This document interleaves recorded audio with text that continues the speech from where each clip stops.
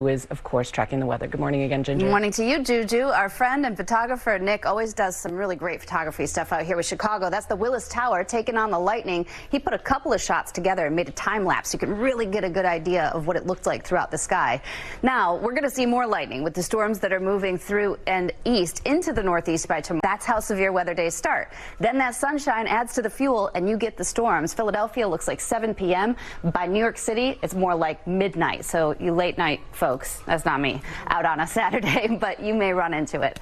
And a quick look at what it'll leave behind rain-wise. Your local weather now in 30 seconds. Welcome back to GMA. That spring snow is still falling. This is Walsh County, North Dakota. The road's covered there. You're also seeing snow, Collegeville, Minnesota. So the northern Great Lakes, kind of northern plains, still getting into that April snow action. That's normal, but what was abnormal was Duluth had 138.3 inches of snow so far. That's the most snow they've ever recorded in a season, and it's still snowing. That low's kind of circulating around, bringing the cold air in, the snow showers there, and frost and freeze advisories all the way down into Missouri. Now, looking at the next 6 to 10 days, looks like the west coast will be above average, but the below average settles in right in the middle of the country. A lot of folks that were in the 90s, close to 100. And then here we are. New York, Washington, D.C., and Philadelphia should be some below average. Coming up here on GMA, Becky Worley is here. She's got smart swaps for around your house to be green and save some green.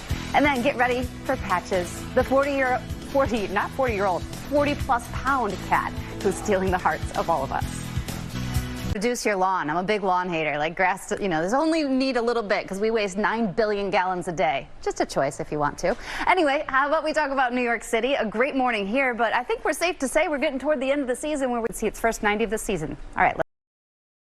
Just put out their final on record heat in 2022. Europe saw their second warmest year. Remember, they had their hottest summer, but second warmest year on record, and Europe temperatures rising twice the global average. Then you go to Southeast Asia, and we've been real hot. Thailand reached 114, which is the hottest temperature they've ever seen in that nation's history, so in their records. And then finally, we are on El Nino watch. That means the Pacific Ocean temperatures, it's a warning that kind of the next couple of years, summer into fall, could be hotter around the globe. That's the big picture. Let's get a check down a little closer to home. Right now, and college football is back with some spring games this weekend, including Deion Sanders' first Colorado Black and Gold Day as head coach. You can see all the action tomorrow at 3 Eastern, 2 Central on ESPN.